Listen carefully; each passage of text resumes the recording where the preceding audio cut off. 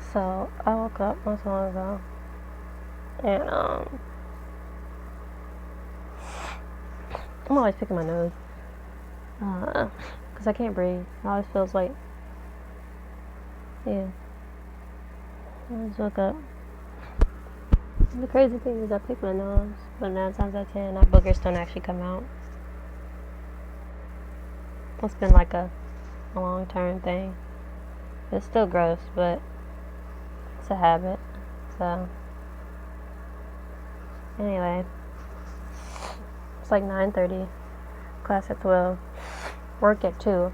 But I didn't give up the shift because it's like spring immersion. We have to be in school tomorrow.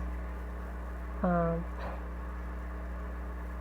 they said they won't hold class against us if we don't go. So, I'm gonna take that as my advantage not to get ready to go to the place, but just so I can go to work, get the money. That check will be nice. This one time though.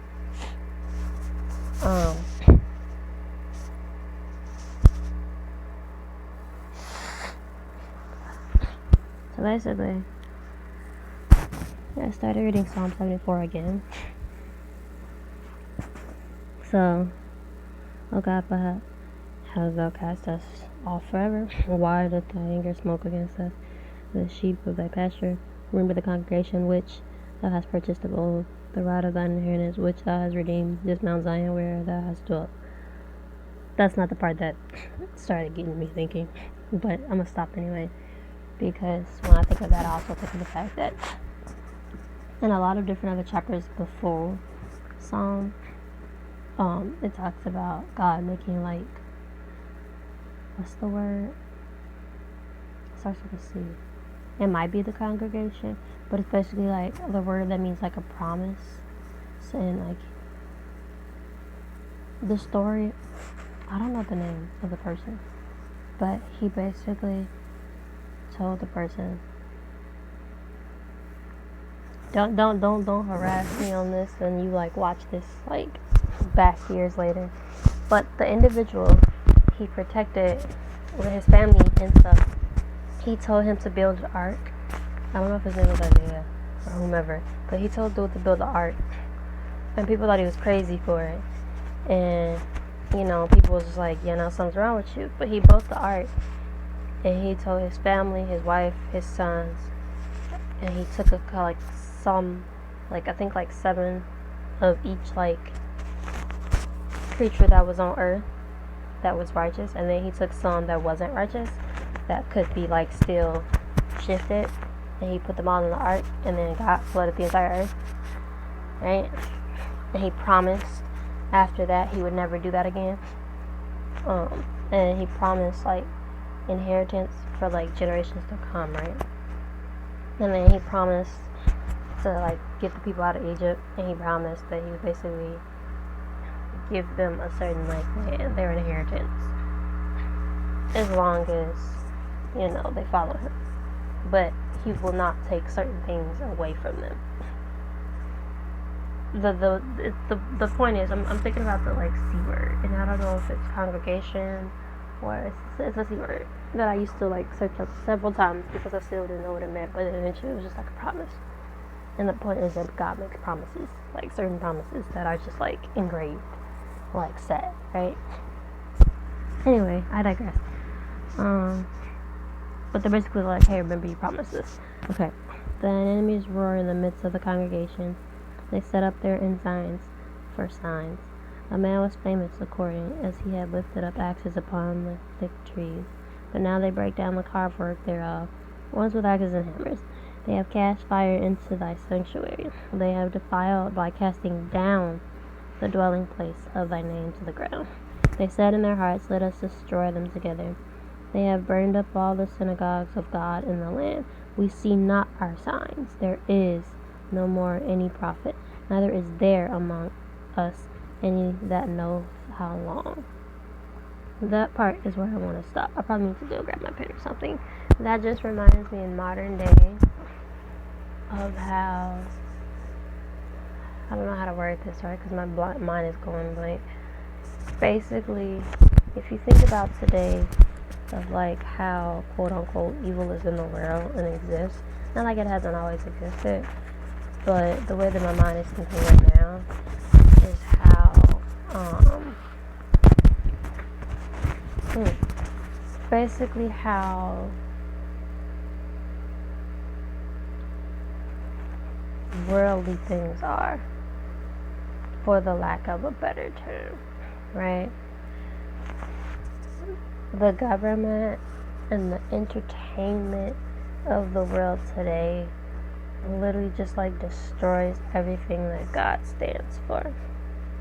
And not necessarily destroy what he stands for, but like it destroys his like, it doesn't destroy anything of God. Let me rephrase that.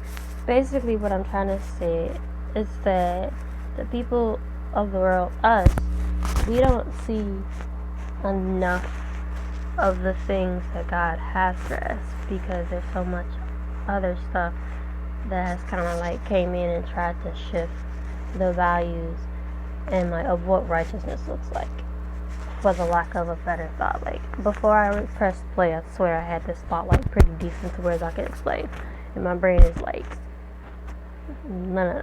I rebuke it. I rebuke the devil trying to intrude in the name of Jesus. I rebuke the government, because I really think the government be like in your head. I know actually for a fact that's the case, but whatever, that's a whole other thing. Anyway, the government think they slick, and they kind of are if you think about it. Like all the stuff that they plant in the world and the things, like they know about certain things that goes on. And the government are very powerful people, and the more power you hold, the more dangerous you become. Whether it's a good dangerous you become because you use that power for good, or bad if you're using it for greed. So the government in our case is the one that's using it for greed. It's all about money and owning things. And it's not, at this point, it's not even about like race and racism. Even though it's it's something that happens that's kind of messed up in this world. Don't get me wrong. And the government are racist white people. And then there's us, these black minorities, and Mexicans, and Hispanics, and Asian, and all the other minorities, and Native Americans, and, you know, Indian. Wait, that's not Asian. Never mind. Regardless, you know, minorities. Everyone else, right? It's not even about that anymore. It's simply about power, greed, money, trying to control everything. Like God, but knowing the fact that you'll never live to be God or anything close to it, but trying to get so close to it in their minds, right? Making deals with the devils to get as much as power as they can possibly possess. And in the process of that, in order to even feel like that, you have to blind us in a way. So you know how people always talk about like Illuminati and stuff like that, and like just basically like those culty groups, or like being a Mason, being in a sorority, being in a fraternity, being in any like group or organization, right? Any type of well-known high power organization that gets you benefits, strong benefits, and being well known on this place. It comes with a price. There's this person, Philip. He and I, when we used to be really cool, I don't know if we're frenemies or what we are, but we used to have this talk, and that's starting to, I don't know, I got this feeling on me, but like, basically, we had this talk about, because a lot of people we know, they're Masons, right? It's a group, an establishment, an organization, I think probably connected to the government. The higher you are, a position of power you are, because this is a well-known, like, it's a good, like, it's a group, a community, or whatever, they're well-known, they, like, help the community with certain things. But then there's other, like, layers to it. The higher position of those type of people in the group of government, they're the higher up in that group and community associated are like in contact with the government, like they're cool, they're buddies, right? Being in contact with the government gets you a lot of privilege, a lot of benefits, a lot of power. And to some extent, it's good because they're promising you protection and wealth and benefits. And if you're doing something wrong, you could probably get away with it. Think about being like a police officer, you know. You can do a lot of crazy, dirty, I was gonna swear. You could do a lot of dirty things and get away with it simply for the fact that you're in connection with the government, or it looks like you get away with it, right?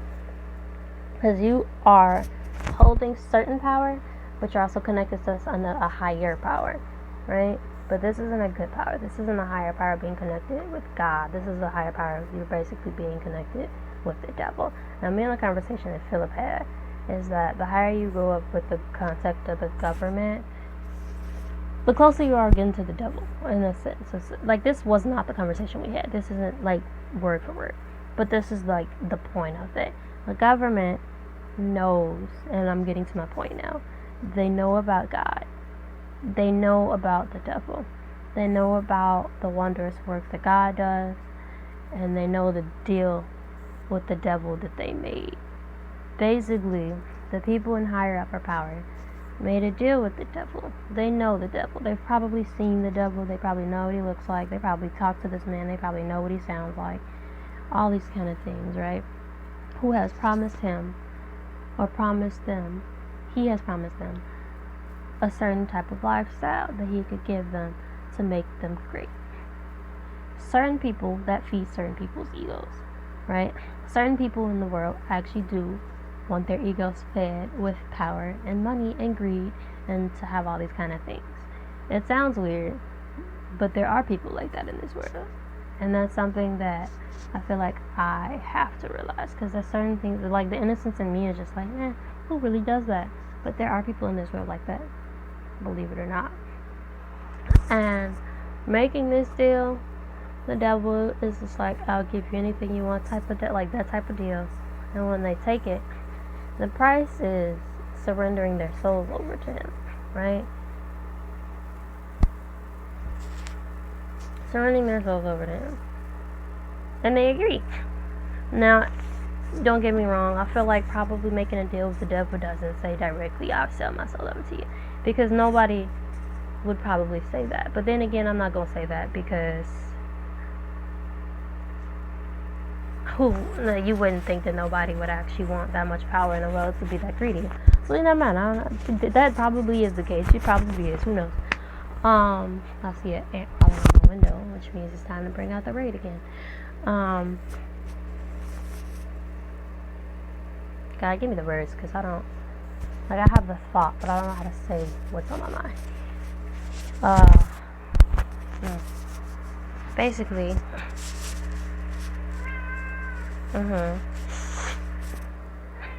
my cat wants to get out the room. Basically,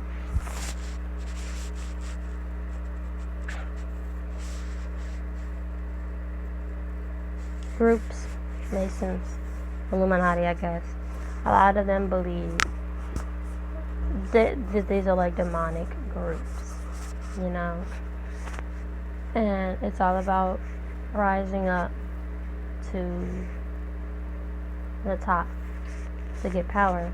And in order to get that kind of power, you still have to have people under you to get you there or whatever. And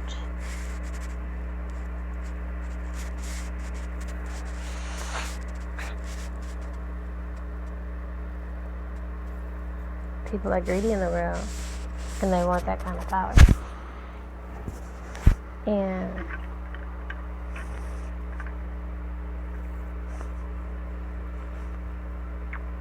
it's not even about racism. Racism is probably just like a distraction, just as all the other stupid shit that comes in the world that we foolishly buy into. I don't even think racism is the biggest problem. It's something that hurts us. It's something that hurts me because I'm a black woman. I'm minorities of minorities in the government system. I'm not minorities of the minorities in God system, but the place that I live in, I'm a minority, right? So that's probably not the biggest issue in the world. Everything's a distraction, so people don't see what the government does, what kind of like connections they had. Because if we actually were to see certain things that exist in this world, we would freak out. This reminds me of a video of like this thing that people are talking about with like giants and stuff like that. Like apparently it was supposed to be in Miami or Florida, somewhere in Florida, that these people were at a mall and they seen these black ginormous figures that looked like giants. They were huge and they looked like they were chasing certain people. And people saw it and was like, what the heck is that? And the news story was apparently that it was these boys that brought guns into the mall and they caused chaos and smoke and stuff like that. And that was the story. And then the crazy thing about it is that they shut the whole mall down. But not only did they shut the mall down, they shut the airport down. And the whole place was swarmed with cops and helicopters. And people question, for some teenage boys bringing guns in the mall, that's kind of weird for you to shut an airport down that has nothing to do with that mall. And it was apparently videos going around to where people seen figures and they was posting them and people was making YouTubes about it, and then the next day later people took it down and stuff. So people are like, yeah, nah, the government probably got them. It was like, you know, when you start getting too close to minding your business that ain't yours with the government, they have a visit with you. They threaten you or whatever they supposedly do, and they ask you to remove yourself. It's not the first time I've seen these kind of videos about like giants is supposed to exist. I had a conversation with people that was just like, these kind of creatures do exist and the government knows about everything, because there's Bibles in the Bible. I mean, there's giants in the Bible. There's certain things that are mentioned in the Bible that exist and probably and still do exist, but are somewhere off, hidden, and the government knows about this kind of stuff. And the reason that the government hides these kind of things is because, actually I don't know, but a guess, would be people get curious. People want to know stuff. People want to know what's going on in the world because it affects us. You know, when COVID happens, even though COVID was a man-made disease, people want to know, what do we do about the situation? And if you are the people leading us to resolve the solution, and we're looking at you for these solutions, you know, you have that power over what we're doing. But if you're leading us astray, we're gonna go astray. So if you know about these things that exist in the Bible and you tell us what to do, hypothetically, if you told us in the righteous way, oh, these things exist, if you read your Bible, people would read their Bible, you know. But if these things exist and you're hiding these things and you're taking certain information away and you're like reshaping and designing this kind of information to whereas we only know what we see the government talking about us to what we see in our face, and we don't go do the research on our own or find out on our own, then we have no way of knowing, right? So the thing is, the government knows about certain things in the Bible. They know certain truths. I feel like the people of the government and the devil knows the Bible more than people that's trying to get right with God like myself, and people that are better in like this connection with their God better than we do. Which is why this is such a problem. Because if they know the Bible in and out, they know everything that's in it. And they know how to word and shape certain things. So, for us modern day, I'm a 24-year-old girl, woman. My values: family, love, connection, right? Things that are important in the Bible, right? Um, you're supposed to treat people like family. Well, you love one another, any individual. You're not supposed to hate random strangers. You are supposed to be treating people that you don't know like family. What does the world teach us? Racism. Love. Family. Connection. Desiring a partner. In the Bible, it talks about basically like when it comes to connections, when it comes to romantic connections, things, something that I care about deeply. Women and men don't treat each other the way the world of people treat people today, if that makes sense. Women dress moderately and modestly. Men look at women of their own kind like women are goddess and worthy to be praised. Even when they have multiple wives, they look at these women like, oh my goodness, and they treat them equally and loving. They praise their women in the Bible. And then the men that don't praise their women, they end up getting like punished in a way, you know, because it's a sin to look at women in a certain kind of way. The Bible tells you not to lust over a woman. What does the world teach you? I was gonna swear again. I'm still not gonna swear for this. Shake that booty. Screw them. Screw females. It's okay to have sex with multiple females. They make it look cool for men to basically lust over women. They make it look cool for women to chase men with their bodies. They make it look like Jezebel, basically. Jezebel, and I'm not like an expert in this, but from what I understand so far, a Jezebel is a woman that basically uses her lustful like ways, her body and her physical appearance to get what she wants out of a man for evil, to get him to do wrong, to persuade him. Because a woman has power within just herself, like, you know. And a woman can persuade a man to do anything she wants. But the point is, she's not supposed to persuade him to do wrong. She's not supposed to tempt him. She's supposed to persuade him to do good and to like care after him, not to tempt him, right? Another thing is,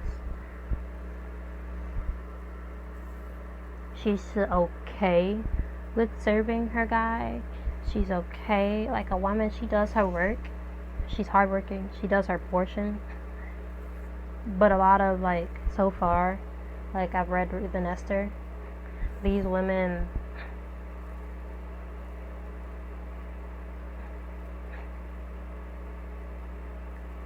they still live up under a man who's providing for him, giving her everything she desires, conversations about what's going on, him providing, him caring about her concerns, him listening to her when he's making powerful decisions. If you think of Esther, so crazy because I really didn't understand or get the kick out of Esther, yet I did an Esther fast. That alone, she got it, because I know that that was not easy at all. But in the sense of relationship wise, she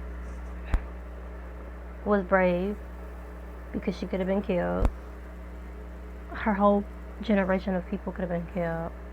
And simply for the fact that the king, her husband, trusted her and favored her so much, he took heed and counsel of what she was saying to him. When he was just like, what do you think I should do with these problems? I'm a king. I'm basically the government. I'm controlling certain things. What do you think? Give me your advice of what I should do about certain things.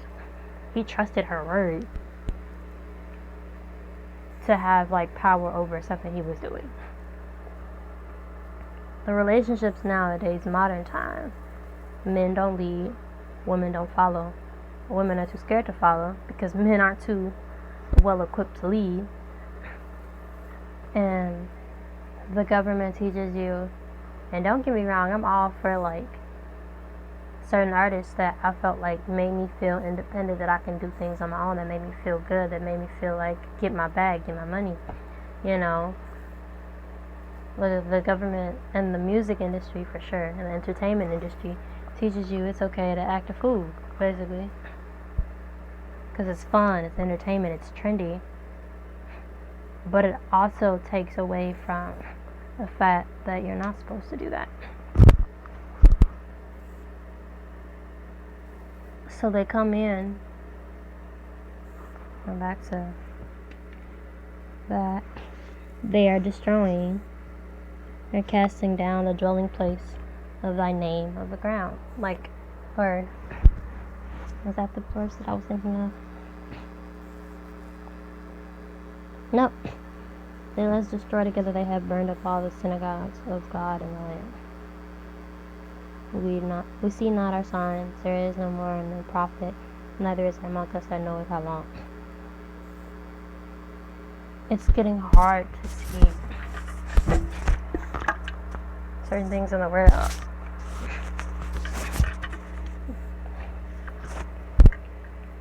But yet the Bible still plays out.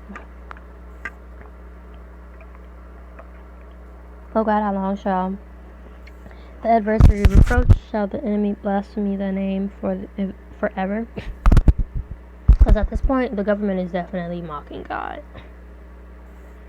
And in a previous chapter I just read beforehand, it was talking about like basically saying how they feel like evil is basically prevailing, and it's frustrating to see people doing evil and it seems like they're getting away with it. And it feels like the government's been getting away with it for a long time. But it's not gonna happen for long. Even though for long in God's terms is a different timeline than human terms. So for long, this has been going on for like, it's 2024. That's 2024 years thus far that we have started counting. Not even if it's true. Could have been longer. We don't know. But that's not long for God. Long for us. We don't even make 2,000 years. You know? But it's not long for God.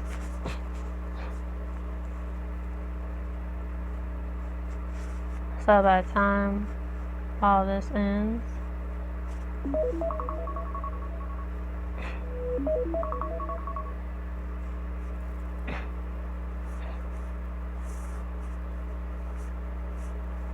who knows how long it'll be for my human time.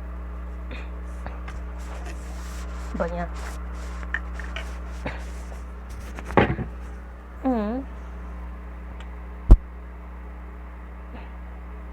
Why withdrawest thou hand, even thy right hand? Pluck it out out of thy bosom. For God is my King of old, working salvation in the midst of the earth. Thou didst provide the sea by the strength. Thou breakest the heads of the dragon in the waters. Thou breakest the heads of Leviathan in pieces, and gravest him to be meat to the people inhabiting the wilderness. Thou didst cleave the fountain and the flood. Thou driest up mighty rivers. The day is thine, the night also is thine. Thou hast prepared the light and the sun. Thou hast set all the borders of the earth. Thou hast made summer and winter. Remember this, that the enemy hath reproached, O Lord, and that the foolish people have blasphemed thy name. O deliver not the soul of thy turtle dove unto the multitude of the wicked. Forget not the congregation of thy poor forever. Have respect unto the covenant. That's what it is. Covenant. Boom. For the dark places of the earth are full of the habitations. Okay, sorry, the little dash thingy. Of cruelty. Have respect unto the covenant, for the dark places of the earth are full of the habitations of cruelty. Have respect unto the covenant, for the dark places of the earth are full of the habitations of cruelty. Please respect your promise, because all the bad things on the earth, they are too good. Oh, let not the oppressed return ashamed. Let the poor and needy praise thy name. Bars. Arise, O God, plead thine own cause. Remember how the foolish man reproacheth thee daily. Forget not the voice of thine enemies. The turmoil of those that rise up against thee increaseth continually. And that is Psalm 74. I have to restart them. I'm gonna close that real quick. That's nice. What was I about to say?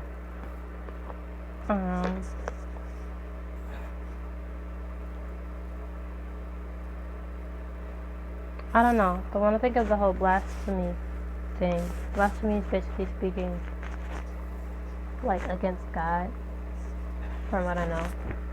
Actually, let me just look up the definition of blasphemy. It's basically like saying this like outrageous, unforgivable thing, though. I know that much. So I'm gonna search up the act or offense of speaking sacred, religiously about God or sacred things, profane talk. It reminds me of this boy that I like still, Trayvon Moore. As if you don't know that. You'll probably remember when you watched this back in some years, or so you and Trey had a talk. It wasn't really a conversation. He just sent you a video one time about, you had already seen the video, but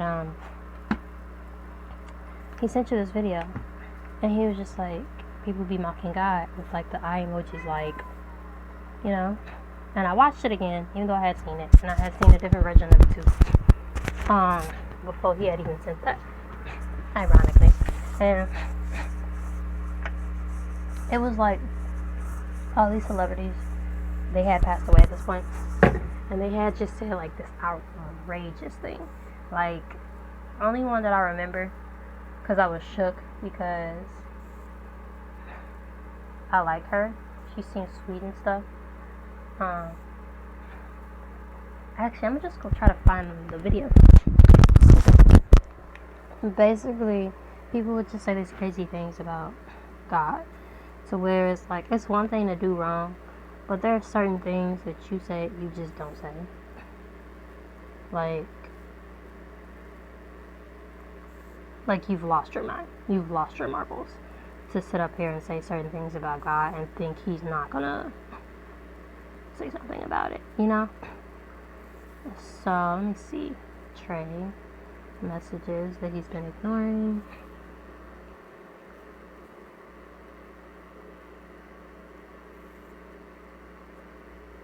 This was a while ago.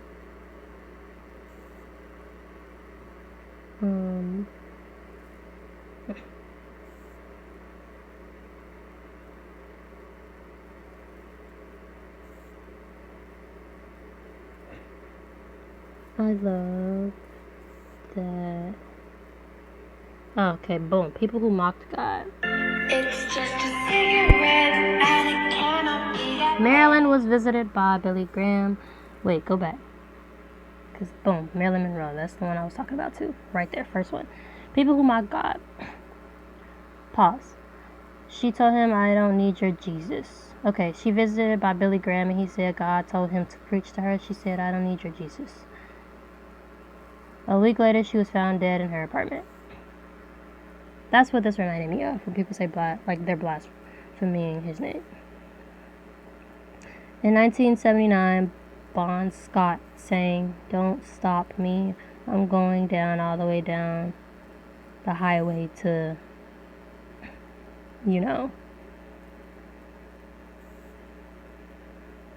Rock singer left in car to sober up, found dead. He choked on his own vomit and died. And then he sent me a part 1. I think I sent him part 2. John Lennon, Christianity will end and disappear. We are more famous than Jesus. That one really just upset me. And it still upsets me now reading it. Like, what? That don't even make logic. Okay, what happened to him? He was shot 6 times in the head. He made the statement, Christianity will end in 1966.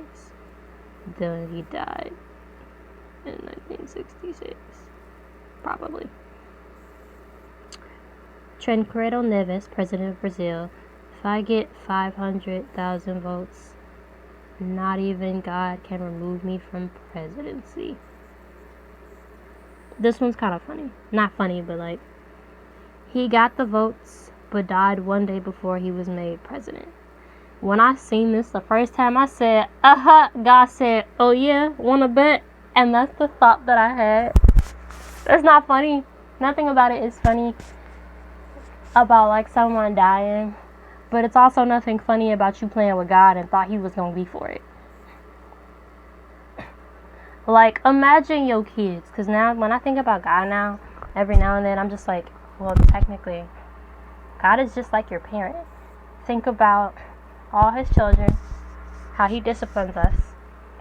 Your parent, and this is just our utmost parent, over our parents' appearance, you know? He's like parent of parents, of parents, of parents. Your father loves you, your mother loves you, and he's both. Remember that. And wants the best for you, loves you, nourishes you, teaches you from a certain point to a certain point so you can go off and make, not on your own. Remind you, you're never on your own, even as a child, as an adult, whatever. Your parents are always there to guide you. But when you get a certain age, they are more hands off than they are hands on. When you don't know, as a child, you don't know how to fully navigate on your own. So your parents are always hands-on with you. Like, they know that they need to coddle you. They know that. They're okay with that. When you start getting older, they still guide you, but it's different. Because, like, that once you're able to take care of yourself, they go about guiding you differently. They let you make certain choices on your own. There are certain choices they'll advise you not to do. You as a hard-headed child, you'll do it anyway. You get trouble. You come back crying to your mom and dad. They hate to see you upset, but they told you so, and they knew this was going to happen. So now they here to, like, console you a little bit, but they're like, hey, I told you, this is on your own. I'm going to help you. I can support you. You still got to get out of this on your own, but I'm right here. Sometimes, if it's really serious, the parent gets you out of it. But if it's not, they still let you make your own choices. And they're always here to, like, your parent is always there to fall back on. Like, they love you no matter what. There's nothing you can do to make them not love you. They care about you. And they want to see what's best for you. They want you to succeed. Right? But when you also have those moments when you smart talking your parent, and you getting out of line and you just being mad, disrespectful, your parent disciplines you a whole different kind of way. They don't teach you not to disrespect them, right? You would never curse out your parents. You would get slapped in the mouth if you were a black individual. You got your booty whooped. You got a belt. If you're Hispanic, you got a chancla thrown at your head. You got a remote thrown at your head. You got anything thrown at your head and whooped like crazy. If you're Asian, I don't really know much about it. Maybe you got punished really severe too, I feel like. But I feel like those are the 3 that really got. Like, we be getting it worst. I'm convinced. Convinced we get it the worst. But, you know, you got your butt disciplined real bad, right? And that's how God seems to work, you know, or does work. Cares about all his babies, loves them, but when they want to continuously do wrong, I'm gonna let you do so much. You can come to me when you need me, but that's your mess. You made these decisions. I told you right. You have the tools that you need. Use them or not. Come to me if you need help. If you don't come to me, I'm not gonna force you to come to me. Right? But if you disrespect me, I'm not gonna tolerate that, you know? And I feel like these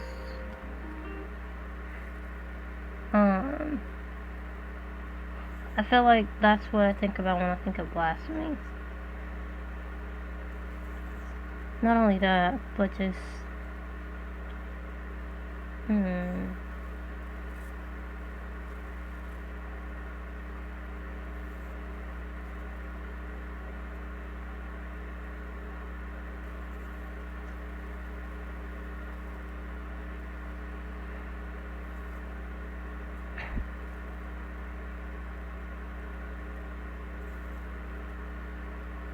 not only that, but just like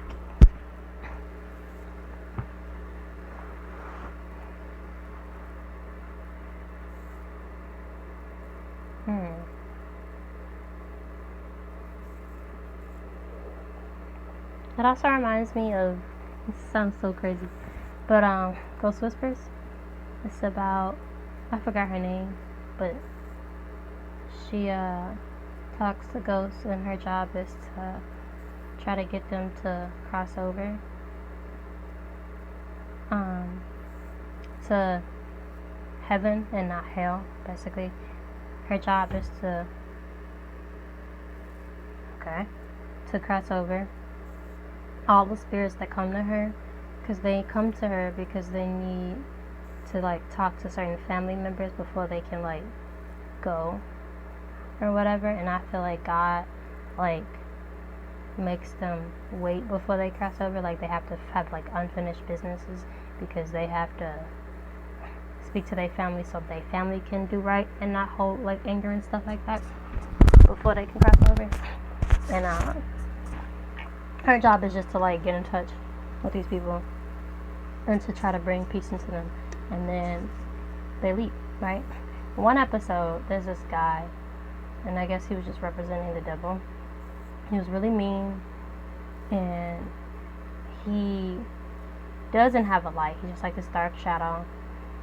And there's a plane crash where, this is the episode where her best friend dies, the black girl, because her brother was coming into town. Her best friend's brother was coming into town, and he got on a plane or was going to take off in a plane, but he missed his plane, and that plane ended up crashing. Like, and all the people on the plane died. And the best friend's sister, or the best friend, thought that her brother was on the plane, so she was rushing to the airport to see him because she thought her brother was dead. But she ended up dying because she ended up getting in a car crash, and she didn't know she was dead. And then she found out she was dead. And then there's this guy in this shadow, and he's really mean, and he's been trying to convince a bunch of people that are dead or in that dead realm to follow him. And a lot of people, whatever he's promising them certain things, and some people are agreeing to it. And then all the people in the plane, the girl that's the ghost whisperer, she visits the plane, and she's talking to all the people, all the spirits that are in the plane, and she's explaining to them like why they need to go over and cross over into the light when they see it. And eventually a lot of them in the show, like they're struggling, and then eventually this bright light, it always shows up behind them when it's time to cross over. They start seeing like their family members and like stuff, and they just kind of get happy, and they're like, wow, oh my god, I see people that I know over there, wow. And then they follow, but not everybody follows. There are certain people that stay behind, and then the guy still looks mad though, and then he looks at the girl who's the ghost whisperer, and he's upset. And then there's other people that stay behind, they follow him, and they start walking to follow him, and they all just like morph down and disappear in this weird way. I gotta go shower and poop, but basically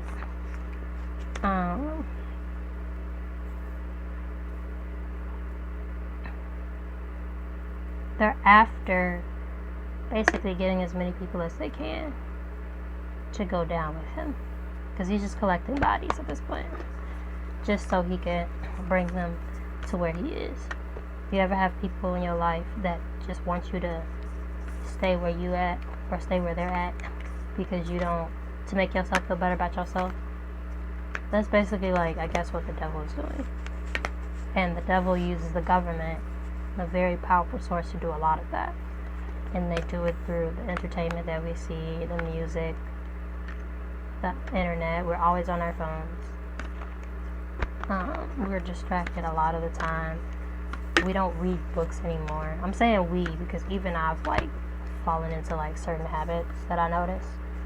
Like, you go on the train or CTA, everyone's in their phone.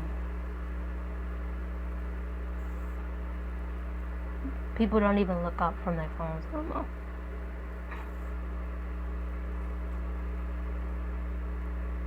And when I see it, I be like, I get this weird feeling and I just, like, put it down. I need to buy myself an iPod again, like a shuffle. I had bought one, but I don't know how to work it. And then the people I keep messaging, they ignore my messages when I ask them how to use it.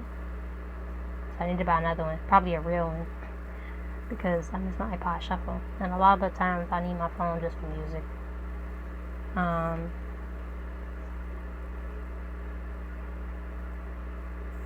But yeah, powerful source to get as many people down as they want to. And it's crazy how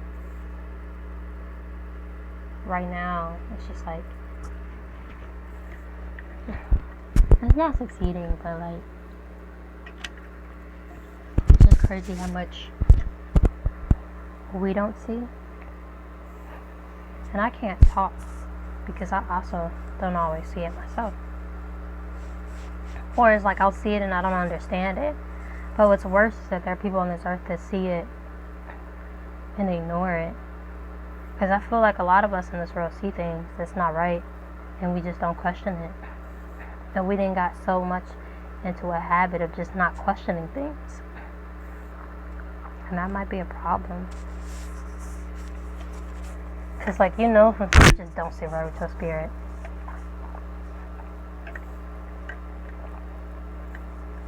But what can we do? There's a thought process that we have that makes me think we are those children of God that's like we know something's wrong, but what can we do? That's not okay either. But yeah, that was my spiel. I didn't talk for 45 minutes. I gotta go poop and I gotta go shower because I'm trying to go to work. I work at 2, but I have class at 12. It's already 10:30. I probably already should have left out.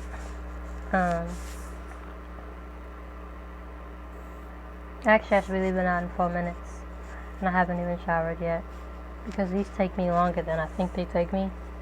So next time I have to snooze my alarm, I need to just get up. Like, somebody just get up because, man, oh man, I really gotta poop. So, yeah. Why am I waving? This is my video. Oh my god. My Bible's drying though. Yeah. That's another thing before I, like, close out the video. One thing I like about this Bible, it gets so wet, but the words on the page is not affected. The page might be crinkly, but the words have remained it. My ink and stuff may have removed, but the words have remained it. And it just shows to me, or in my spirit, in my heart, and it's just like, God is not moved, for real. Like, God does not move. His word is the same, it will remain the same. You can do anything to this Bible and the words will still be there. That makes me feel like God is always, like, firm. And it gives me the comfort to know that, like, I freak out when my Bible gets like this. Like, I'm freaked out. Like, this isn't even the worst Bible you'll probably ever seen. Like, I've seen worse, ripped pages and all. But this type of stuff freaks me out because this is my favorite one because it's purple and it's gold. and I bought it by accident because I just bought a Bible because I wanted one, and I had seen on the box that it said letters were readable. But the Bible that I had originally is downstairs. The words are like that small. And I'm like, first of all, I can't even see it. I can't even understand the words, but I can't even see it. That makes me even more upset. I need a new Bible for real. And when I bought it, it was in a box with a brown Bible on top, so I just figured it was a typical brown Bible. And when I opened it, it looked like this, but newer. And I was just like, oh my goodness, it's purple. And it's gold. And the trimming around it is, I just got so excited. Like, I didn't even want to touch it. I didn't open it. I just had it up under my pillow, sleeping with it. And I would have my hand on it, like, when like, it was corny, but, like, something about it just made me feel like, yeah, this was for me, for sure. May 3rd, 2021 is when I got it. So,